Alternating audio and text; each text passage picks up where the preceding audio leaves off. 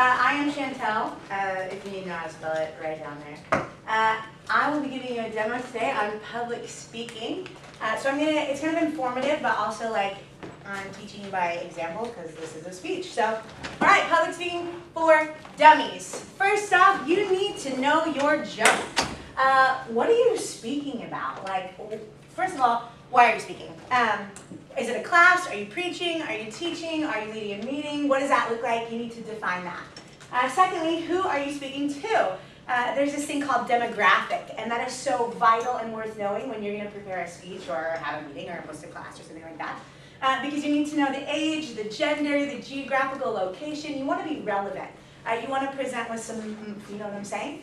So knowing who you're speaking to and your demographic is important. The next thing on there, what are you speaking about? Subject matter is also vital because you don't want to be talking around in circles. You want to have some kind of knowledge of what you're speaking on. So knowing what you're speaking about matters. And then how much time do you have to cover the topic? You never want to disrespect your viewer or your listener's time. So you want to be efficient with speaking. You want to have a pretty well thought out time sequence. Also, it'll just keep you on track. It'll help you hit your points, nail them, and then be done. So know your junk. Everybody say know your junk. Know your junk. Brilliant. Okay, part 2, educate yourself. Research, planning, development, analysis, and strategy. Those should be your steps to kind of coming about knowing what you're going to be speaking about and developing what it would look like. And then again, respect the listener. This is the whole time factor. You really want to make sure that you're respecting people's time and communicating efficiently with them within the time frame that you've been given. Who likes 3-hour-long church services? Yeah. Maybe the Pentecostal people in here. I don't know. Maybe the Baptists. We'll see. All the Baptist people. We'll see. Yeah. Okay. So the next thing, simplicity is key. I love this because Einstein said, if you can't explain it simply, you don't know it well enough. I love that because if you're going to be presenting some information to someone, if you can't explain it simply, how are they going to have a takeaway? How are they going to apply it to their life? A complicated scenario just leaves someone confused, and there's chaos, and they're probably going to never come back to it again. So simplicity is absolute key. Being an effective communicator is not saying a bunch of big fancy words laced together, but it's knowing the receiving end and making sure they leave with a better understanding of what you've been trying to communicate to them.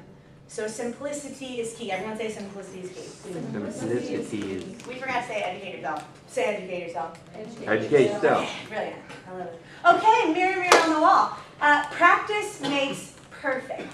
Self-awareness is huge in public speaking. You need to get in front of a mirror. You need to practice it. Make sure that you're in your time frame that we've been talking about. And you kind of want to make sure that your mannerisms and your gestures are not weird. Body language is everything. So if you are like this, or standing with your hands behind your back, nervous things are communicated loudly through your body expression. If you want to know more about that, probably watch a TED Talk on a power stance. When you want to communicate to a room full of people and you want everyone hanging on your words, you have to be engaged. This is your show. You're riding the horse on this thing, and everyone else is just on the bandwagon behind you. You have to lead it well, okay? So body language is huge. Practice that junk in the mirror. Everyone say mirror, mirror on the wall. Mirror on the wall. Love it. Okay, make it memorable. Your tone of voice, your gestures, your facial expressions, your visuals, invoke some emotions, and then finally humor. People are not going to remember what you said. They're going to remember how you made them feel as it was happening. So don't mind me, I'm super theatrical in my personal kind of exposition here, but sometimes that's not you. That might not be you, but you still have to decide what your style is and make it memorable for you. There's a little picture of Inside Out up there because those are your emotions, and she's holding on to a memory there. And so based on those things at the bottom, you have to know what you're going to invoke, how you're going to express what you're communicating, so that you can evoke one of those emotions up there and create a memory. So your listener, the person you're communicating to, can actually fetch that information later and use it for life and apply it to life. So make it memorable. Make it memorable. Yeah! Light it up, all right? Those are some fireworks up there. Because when you are public speaking in any kind of room, in any kind of setting, if you're holding the attention of a room, you want to light it up. You want to be passionate about what you're talking about because it matters. And passion is contagious. It is attractive. Try to get people excited about the things that you're excited about. It also helps make it more memorable when you light it up. Say light it up. Light it up. Light it up. Okay. Deliver with confidence. Man, just be you. Like we were talking about just a few minutes ago, not everyone will deliver with the same kind of passion or potency or energeticness that I'm delivering with now, but that's okay. You have to just be you. That's what makes your speech your speech. So for me personally, I kind of think that Thor would be saying to me, "Hey girl, you looks good on you." And that makes me want to deliver like me. So everyone say deliver with confidence. Deliver with confidence. Love you, Betty. There you go. It's future hubs right there. Okay, hook, line, and sink 'em. Man, introduction is everything. Introduction is everything.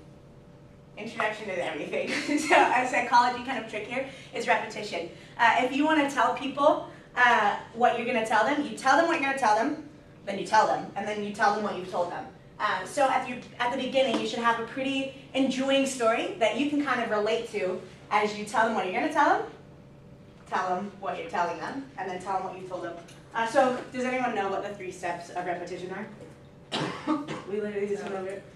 Tell them what you're gonna tell them. Oh! Tell them and then tell them what you Yes! And then captivate them with that very intro story. Everyone say hook, line, and sink 'em. Hook, line, sink 'em. Cool. Leave them wanting more. Ooh, the body! Okay, so the body of what you're saying matters 100%. Yes, I'm a Kim Kardashian fan. Don't hate on me. I love her.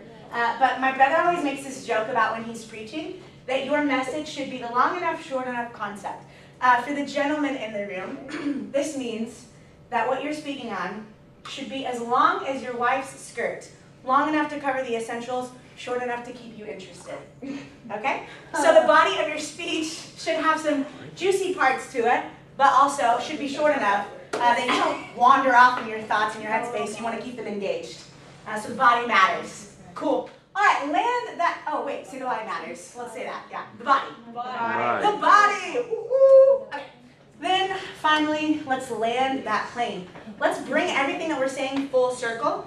Conclusion is vital. So you have your hook, line, and sink 'em. You brought them your introduction. It was fiery. Then you gave them the body, which enhanced the introduction, just made it better, made it curvy. You covered your essentials, but you left them wanting more. And now you really get the chance to conclude everything that you've been saying. Man, wrap it up, lasso that thing, tie a knot on it, call it good, and then maybe give them a call to action at the end.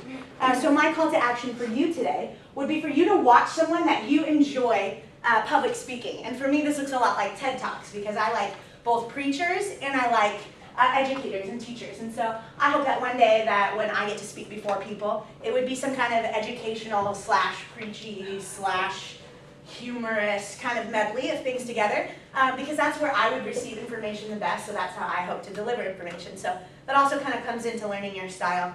Everyone say, land that plane. Land that plane. All right, then we're done.